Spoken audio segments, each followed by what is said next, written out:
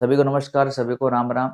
आज अपने इस क्लास के अंदर उस जिले की बात करेंगे जहां से अपने राजस्थान में सूती वस्त्र उद्योग की शुरुआत हुई थी, जहां पर ऐतिहासिक राव मालदेव और शेरशाह सूरी के बीच में जैतारण का युद्ध लड़ा गया था, जहां पर फेमस जेम्स टोड के द्वारा निर्मित टोडगढ़ दुर्ग स्थित है, जहां पर अपने राज्य का प्रथम साक्षर गांव है और जहां पर ऐतिहासिक कुशाल माता का मंदिर भी बना हुआ है। बिल्कुल, आज अपने बात करेंगे उस जिले के बारे में जो जिला अजमेर और पाली से अलग होकर हमारा नया जिला बना है, यानी कि ब्यावर जिले के बारे में।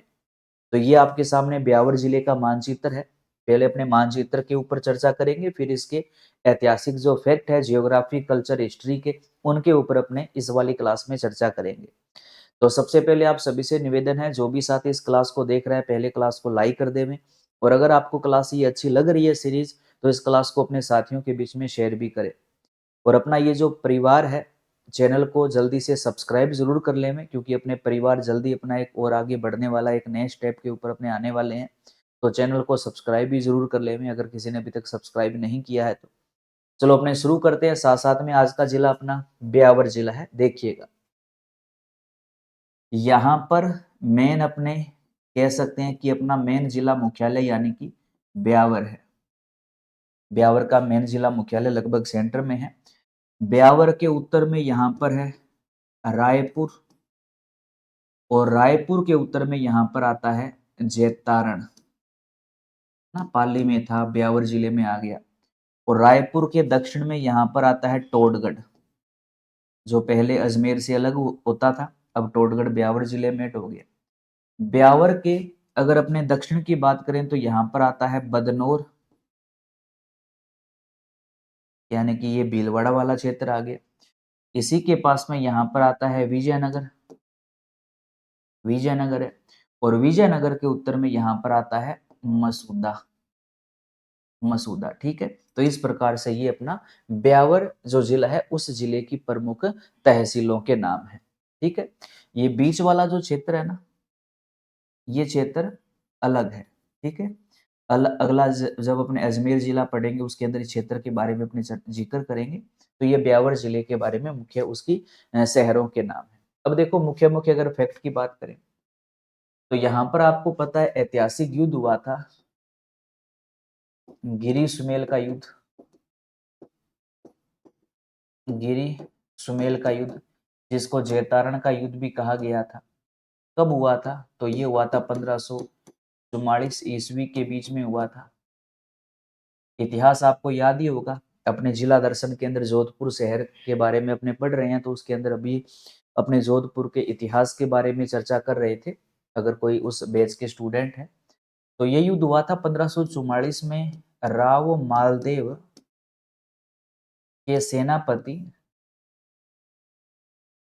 जेता वैकुप्पा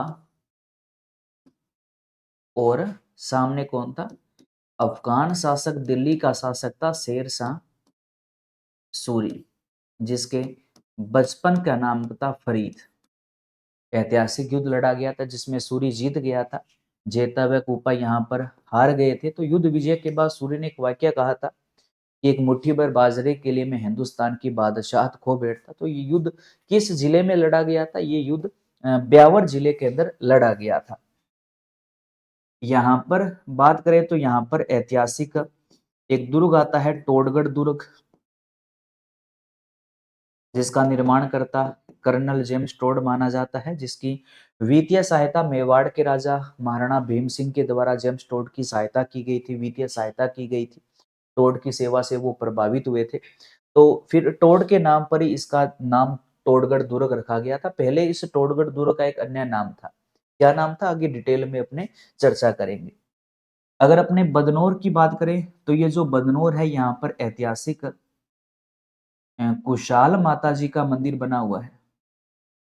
कुशाल माता जी का मंदिर बदनौर ब्यावर के अंदर है। किसका मंदिर है? ऐतिहासिक कुशाल माता जी का मंदिर है। विजयनगर की बात करें तो यहाँ पर विजय कॉटन एक सूती वस्त्र मिल है। विजयनगर पहले भीलवाड़ा में पड़ते थे, ब्यावर के अंदर है, जो सार्वजनिक क्षेत्र की है, यानी कि सरकारी सूती वस्त्र मिल है यहाँ पर। विजय कॉटन सरकारी सूती वस्त्र मिल है, विजयनगर के अंदर है। ठीक है। अगर अपने मसूदा की बात करें तो ये राजस्थान का प्रथम साक्षर गांव, राजस्थान का प्रथम साक्षर गांव यही है, जबकि राज्य का प्रथम साक्षर आदिवासी जिला डूंगरपुर है, और पहला साक्षर गांव जो है वो यही है।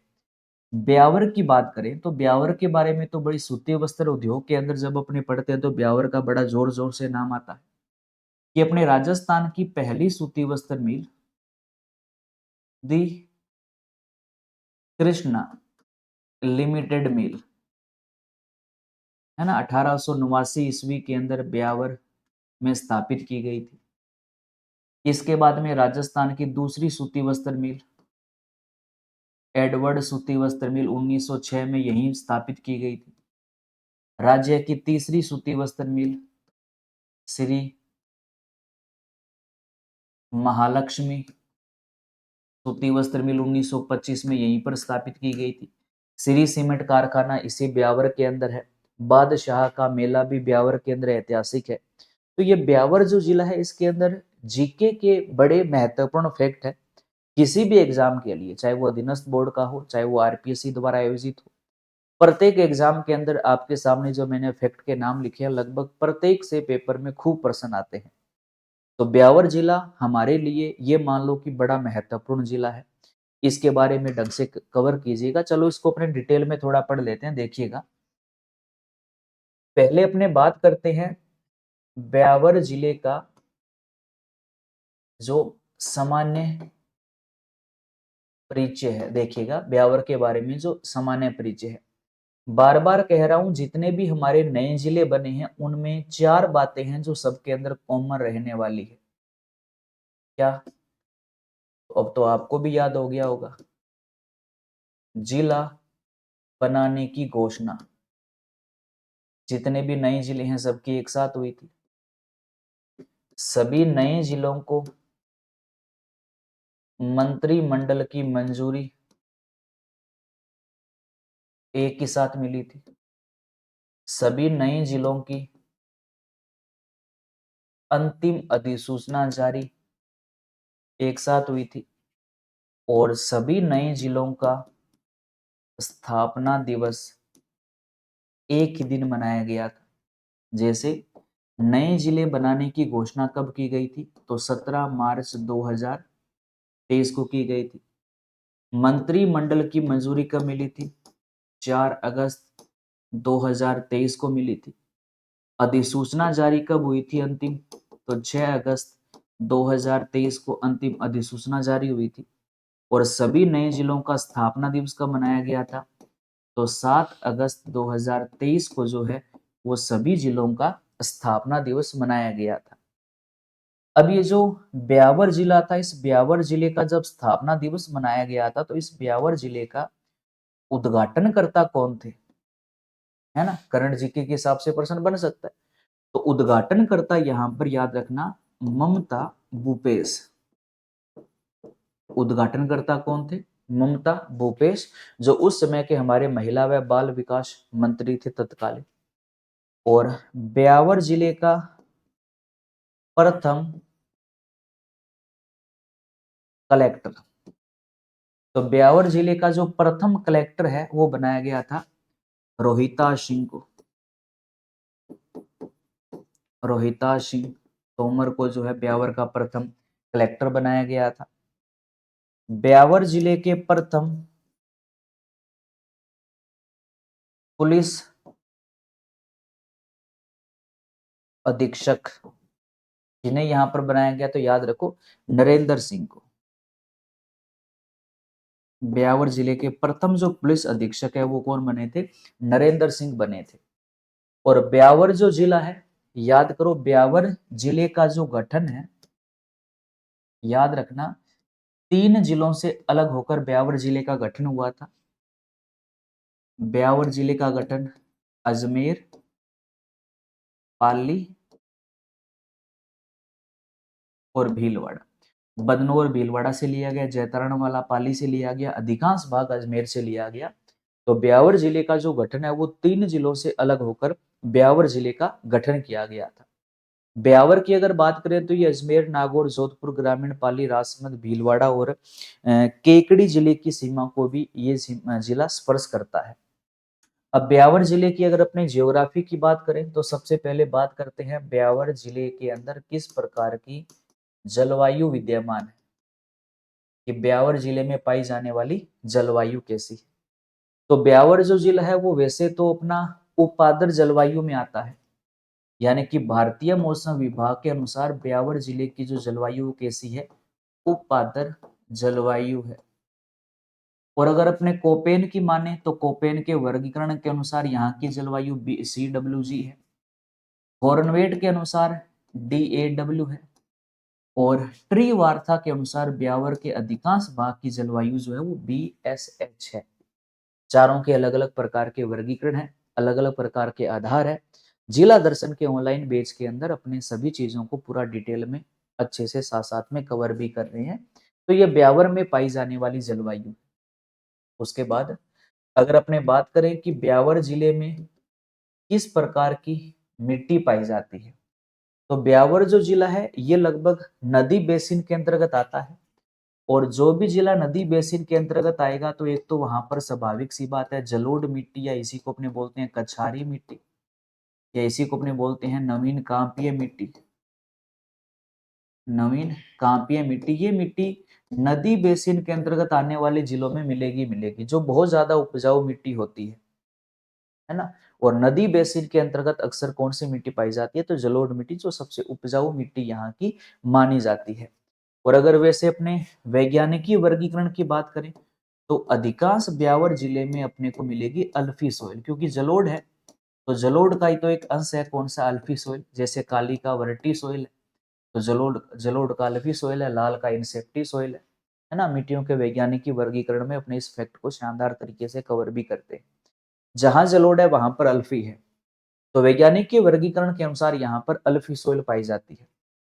उसके बाद अगर अपने बात करें कि ब्यावर जिले का जो मेन अपवाह तंत्र है, यानी कि ब्यावर जिले के अंदर मुख्य रूप से कौन कौन सी नदियां हैं जो यहाँ पर मुख्य रूप से प्रवाहित होती है, तो याद रखो ब्यावर जिले में से होकर निकलने वाली जो मेन नदी है वो कौन सी है, लूनी नदी है।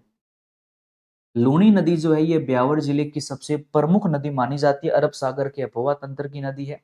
इसके अलावा लूनी की जो सहायक नदियां हैं, एक है लीलड़ी नदी, ये भी यहाँ पर बहती है। उसके अलावा यहाँ से याद रखो जो खारी नदी है, इस खारी नदी का भी यहाँ पर बहाव क्षेत्र है।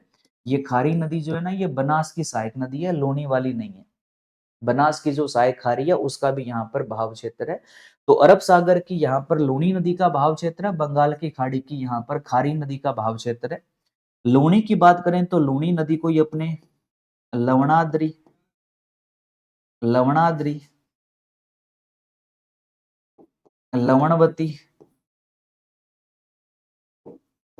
मिट्टी खारी,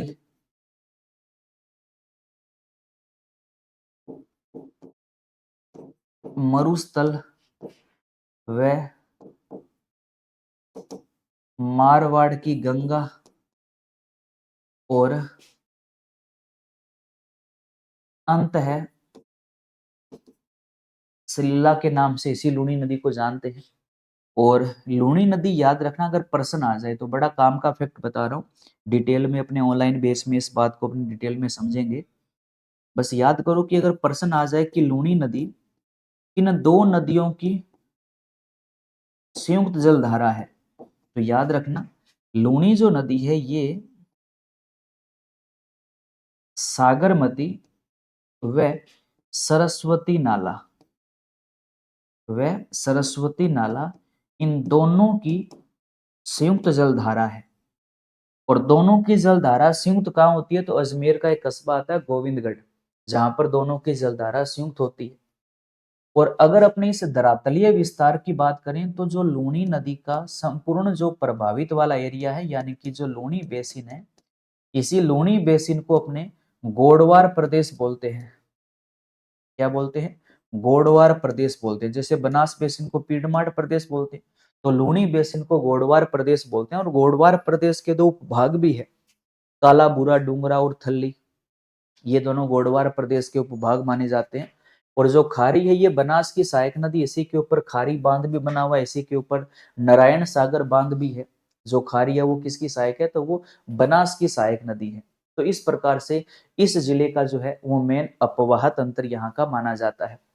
उसके अलावा अगर अपने बात करें कि यहाँ पर जो मुख्य बांध परियोजना है या ब्यावर जिले के अंदर जो मुख्य बांध है वो कौन से हैं, तो अभी अपने एक बांध का जिक्र किया था, याद करो, खारी नदी पर निर्मित है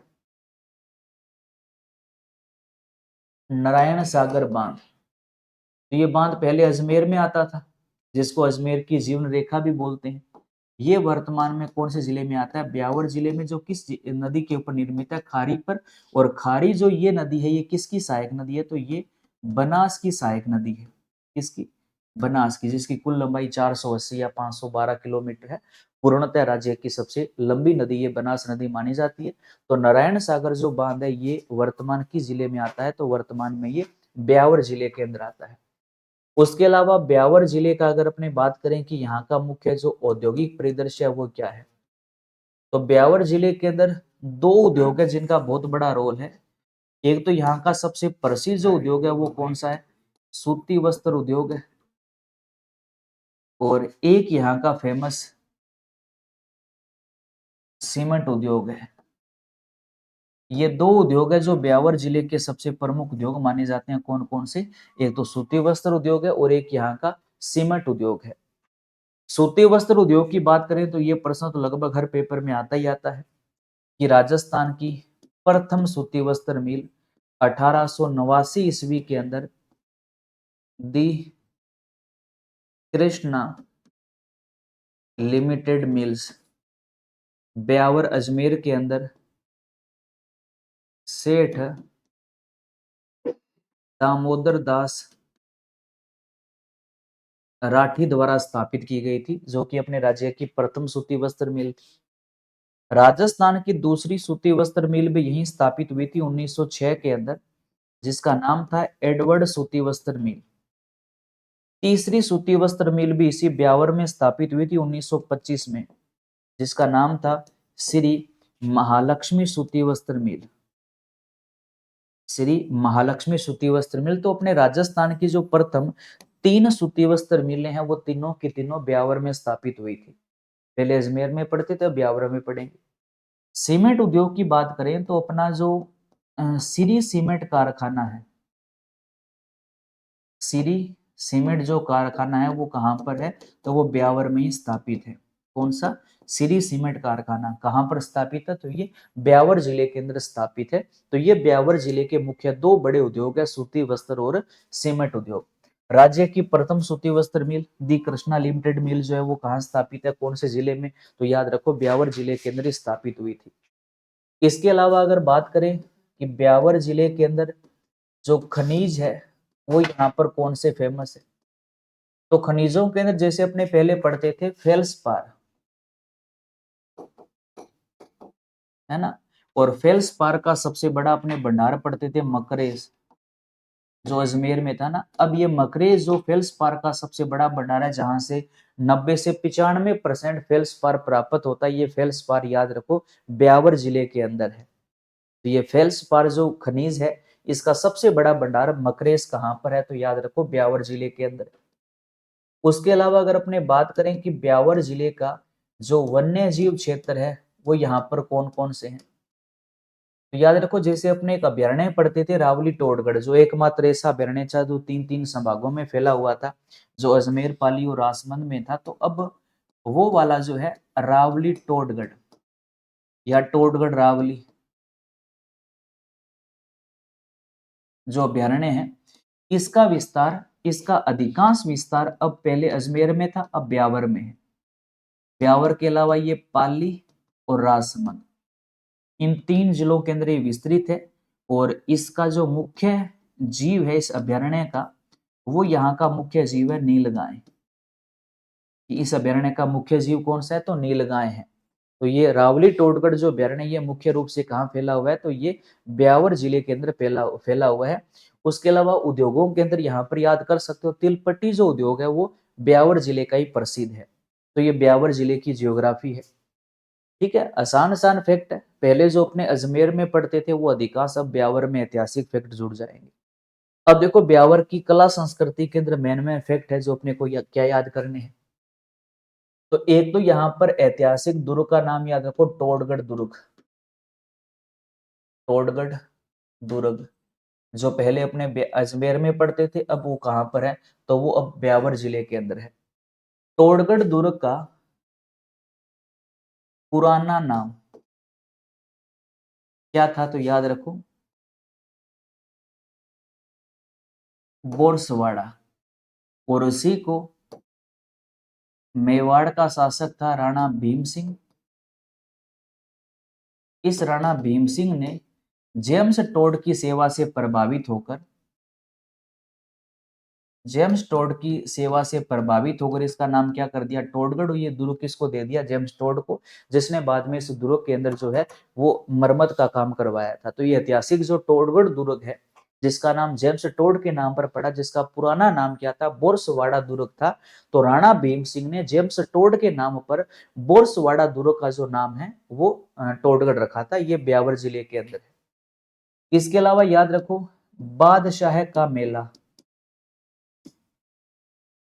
बादशाह का मेला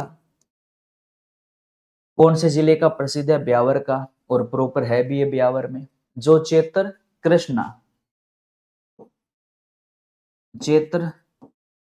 कृष्णा जो माह है, इस माह के अंदर ये ब्यावर जिले के अंदर ऐतिहासिक जो है वो बादशाह की सवारी या बादशाह का मेला है। और सुंगनी नसवार भी ब्यावर की प्रसिद्ध है। तिलपट्टी उद्योग यहां लिख देता हूं। एक तो याद रखो तिलपट्टी उद्योग व सुंगनी नसवार कहाँ की प्रसिद्ध है, तो याद रखो ब्यावर की प्रसिद्ध है। क्या क्या, तिलपट्टी उद्योग और सुंगनी नसवार कहाँ की प्रसिद्ध है, तो ये ब्यावर की प्रसिद्ध है। इसके अलावा ऐतिहासिक अपने अगर बात करें मीराबाई, तो मीराबाई का संबंध भी ब्यावर जिले से रहा है। मीराबाई का संबंध भी कौन से जिले से रहा, ब्यावर जिले से रहा, क्योंकि मीराबाई का जो जन्म हुआ था, मीराबाई का जन्म जो है वो हुआ था कुड़की गांव के अंदर।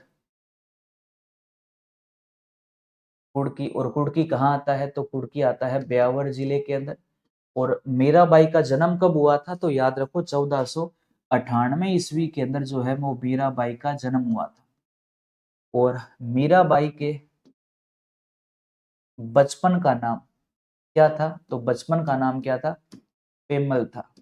बचपन का नाम क्या था, पेमल था। राव दूधा राठौड़ जो थे वो इनके दादा थे। और मीराबाई का विवाह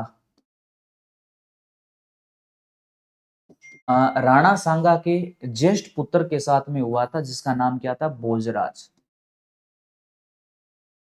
जो राणा सांगा चित्तौड़ मेवाड़ का राजा था महाराणा सांगा, उसका ज्येष्ठ पुत्र भोजराज था। उसके साथ मीराबाई का विवाह हुआ था 1516 ईस्वी के अंदर। कब हुआ था, 1516 ईस्वी के अंदर विवाह हुआ था। लेकिन विवाह के अंदर लगभग 7 साल के बाद में भोजराज की मृत्यु हो गई थी। तो बाद में मीराबाई श्री कृष्ण की भक्ति में लीन हो गई थी। और मीराबाई के गुरु का नाम क्या था, तो संत रैदास था। मीराबाई के गुरु का नाम क्या था, संत रैदास था। ये मीराबाई के गुरु थे, बाद में ये कृष्ण भक्ति में लीन हो गई थी। और मीराबाई से संबंधित एक ग्रंथ का नाम अगर आपको याद है तो नाम आता है Narsi zero Miro. Narsi zero Miro. तो ये मीराबाई के निर्देशन के अंदर रत्ना खाती ने इसकी रचना की थी। रत्ना खाती के द्वारा, मीराबाई के निर्देशन में रत्ना खाती के द्वारा जो है वो नरसी जीरो मायरो नामक ऐतिहासिक ग्रंथ की रचना की गई थी। और मीराबाई को क्या कहा जाता है, मीराबाई को राजस्थान की राधा भी कहा जाता है। राजस्थान की राधा, किनको कहा जाता है? मीराबाई को। तो मीराबाई का संबंध भी ब्यावर जिले से रहा था। कुर्की के अंदर मीराबाई का जन्म हुआ था। बचपन का नाम पेमल था। राव दूधा राठौड़ इनके दादा का नाम था, जिनका विवाह राणा सांगा के बड़े बेटे भोजराज के साथ में हुआ था। विवाह के 7 वर्ष के बाद में भोजराज की मृत्यु होने के बाद मीराबाई भगवान श्री कृष्ण की भक्ति में लीन हो गई थी, जिन्होंने अपना गुरु संत रैदास जी को बनाया था। तो मीराबाई का जो संबंध है वो भी ब्यावर जिले से माना जाता है। इसके अलावा ब्यावर जिले के अंदर कुशाल माता जी का मंदिर भी बना हुआ है। कुशाल माता जी का मंदिर, जो पहले अपने पढ़ते थे भीलवाड़ा के अंदर, है ना, बदनौर के अंदर, बदनौर में। लेकिन बदनौर अब कहाँ आता है? तो ब्यावर के अंदर आता है, जहां पर कुशाल माता जी का मंदिर, जिनको जाट बेराट भी कहा जाता है। और यहाँ पर भाद्र कृष्ण 11 से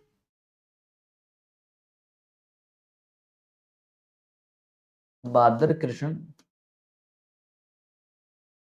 11 से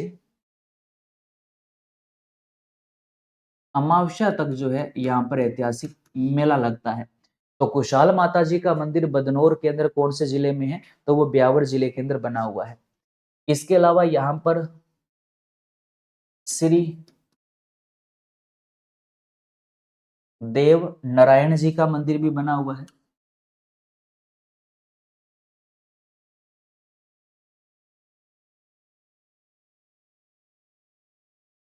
देव नारायण जी का भी ऐतिहासिक मंदिर जो है वो ब्यावर जिले के अंदर बना हुआ है। अब याद रखो, देव नारायण जी का जो मेन मंदिर है ना, इनका जो सबसे बड़ा मंदिर है, प्राचीन मंदिर है, वो तो है आसिंद के अंदर, है ना, आसिंद भीलवाड़ा के अंदर। लेकिन इनका एक अन्य मंदिर जो है वो याद रखो ब्यावर जिले में बना हुआ है। इनका जो प्रमुख मंदिर है, प्रमुख मंदिर है वो कहाँ पर है? तो वो आसिंद भीलवाड़ा के अंदर है। लेकिन आसिंद के अलावा इनका दूसरा जो मंदिर है वो कहाँ पर है? तो वो ब्यावर के अंदर भी बना हुआ है। तो ये देव नारायण जी का जो मंदिर है वो भी यहाँ पर बना हुआ है। देवमाली ब्यावर के अंदर इनका मंदिर है। ब्यावर में भी कहाँ पर है? तो आप याद कर सकते हो, जगह का नाम है देवमाली, है ना। संत संप्रदाय जब अपने जिला दर्शन के ऑनलाइन बेस में पढ़ेंगे तो उसके अंदर पूरा अपने डिटेल में पढ़ेंगे, जहां पर अपने भाद्र शुक्ल सप्तमी को यहाँ पर इनका मेला लगता है। पहले अपने पढ़ा भी था इनके बारे में, पूरा डिटेल में पढ़ा था। तो यहाँ पर इनका मंदिर है। और राज्य की सबसे पुरानी और सबसे प्राचीन जो फड़ है वो इन्हीं की है, देव नारायण जी की फड़ है, जिनका मेन मंदिर आसिंद भीलवाड़ा में है। ब्यावर में मंदिर कहाँ पर है? तो देवमाली के अंदर देव नारायण जी का ऐतिहासिक जो है वो मंदिर बना हुआ है, जिनके घोड़े का नाम लीलागर था, अगर आपको याद आया। तो ये यहाँ पर मुख्य ऐतिहासिक मंदिर वगैरह बने हुए हैं। इसके अलावा ब्यावर के बारे में अगर आप ऐतिहासिक घटनाक्रम की याद करो, तो यहाँ पर एक आगी बाण समाचार पत्र का जिक्र आता है। आगी बाण समाचार पत्र। इस समाचार पत्र का जो प्रकाशन है ना वो ब्यावर से ही हुआ था। जय नारायण व्यास द्वारा इसका प्रकाशन किया गया था। जय नारायण व्यास द्वारा ब्यावर से इस समाचार पत्र को प्रकाशित किया गया था। कौन से? आगी बाण समाचार पत्र को। और ये सामंती प्रथा के विरोध लिखा गया था। और मारवाड़ में सांपत प्रथा की वास्तविक शुरुआत राव जोधा के शासनकाल में हुई थी। तो उसी प्रथा के विरोध में जय नारायण व्यास के द्वारा जो है इस समाचार पत्र का प्रकाशन ब्यावर से किया गया था। समाचार पत्र कौन सा था? आगी बाण समाचार पत्र था। इसके अलावा एक अन्य याद रखना नाम आता है राजस्थान वीकली समाचार पत्र। राजस्थान वीकली समाचार पत्र। इस समाचार पत्र का प्रकाशन भी ब्यावर जिले से हुआ था। और इसका प्रकाशक जो था वो ऋषिदत्त मेहता, ऋषिदत्त मेहता द्वारा जो है इस समाचार पत्र का प्रकाशन किया गया था। कौन से जिले से? ब्यावर से। लगभग 1923 के अंदर जो है इसका प्रकाशन किया गया था। तो आगी बाण समाचार पत्र और राजस्थान वीकली समाचार पत्र, दोनों पत्रों का जो प्रकाशन है वो ब्यावर से हुआ था। आगी बाण समाचार पत्र का प्रकाशन जयनारायण व्यास ने किया था। सामंती प्रथा के विरुद्ध लिखा गया था। और राजस्थान वीकली समाचार पत्र जो है वो ऋषिदत्त मेहता के द्वारा जो है वो ब्यावर जिले से प्रकाशित किया गया था। और ये समाचार पत्र हाड़ौती क्षेत्र के अंदर राजनीतिक चेतना को जगाने वाला जो है उसका मेन आधार जो है ये राजस्थान वीकली समाचार पत्र बना था, जिसका प्रकाशन ब्यावर से हुआ था। 1857 की क्रांति के समय ब्यावर के अंदर एक सैनिक छावनी भी थी। 1857 की क्रांति में अपने राजस्थान में 6 सैनिक छावनियां थी, उसके अंदर एक ब्यावर में भी थी। और ऐतिहासिक यहाँ पर अगर अपने युद्ध की बात करें तो हमने मानचित्र में वैसे पढ़ लिया था कि यहाँ पर ऐतिहासिक जैतारण या गिरी सुमेल का युद्ध, गिरी सुमेल का जो युद्ध है वो कौन से जिले में लड़ा गया था? ब्यावर जिले में। कब लड़ा गया था? जनवरी 1544 के अंदर जो है ये ऐतिहासिक युद्ध लड़ा गया था, जिसको पहले अपने पाली में पढ़ते थे कि जैतारण कहां पर था? पाली में। अब कहां पर है? ब्यावर जिले के अंदर है। और युद्ध जो हुआ था वो किन किन के बीच हुआ था?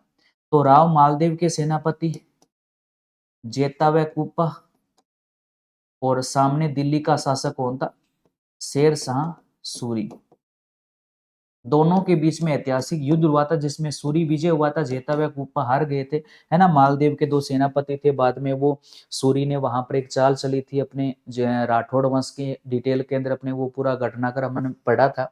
और युद्ध विजय के बाद में सूरी ने कहा था कि एक मुट्ठी भर बाजरे के लिए मैं हिंदुस्तान की बादशाह भी खो बैठता। इस युद्ध में सूरी की सहायता एक तो मेड़ता का वीरमदेव कर रहा था, बीकानेर का वो कल्याणमल भी कर रहा था, क्योंकि दोनों के ऊपर मालदेव ने अधिकार कर लिया था, मेड़ता व बीकानेर के ऊपर। तो युद्ध विजय के बाद में कल्याणमल को बीकानेर दे दिया गया, वीरमदेव को मेड़ता दे दिया गया, और मालदेव का सेनापति जेता व कुप्पा इस युद्ध में लड़ते हुए यहाँ पर वीर गति को प्राप्त हुए थे। और सूरी ने युद्ध विजय के बाद में कहा था कि मैं एक मुट्ठी भर बाजरे के लिए हिंदुस्तान की बादशाह खो बैठता। और याद रखना, जो ब्यावर जिले का जो टोडगढ़ कस्बा है, ब्यावर जिले का जो टोडगढ़ कस्बा, इसको राजस्थान का मिनी माउंट आबू कहा जाता है। राजस्थान का मिनी माउंट आबू, राजस्थान का मिनी माउंट आबू किसको कहा जाता है? तो टोडगढ़ को कहा जाता है। ये अपने नवीन जिले ब्यावर जिले के बारे में जीके के मुख्य महत्वपूर्ण फैक्ट के बारे में था। अगर इन्हीं फैक्ट को अगर आप पूरा डिटेल के अंदर एक व्यवस्थित रूप में पढ़ना चाहते हो तो आप मेरे साथ जिला दर्शन के ऑनलाइन बैच के अंदर आप जुड़ सकते हो। संकल्प कोचिंग गंगानगर की ऑनलाइन ऐप है, उसके ऊपर मैंने ये लाइव बैच शुरू कर रखा है। नाम मात्र की फीस इसके अंदर है।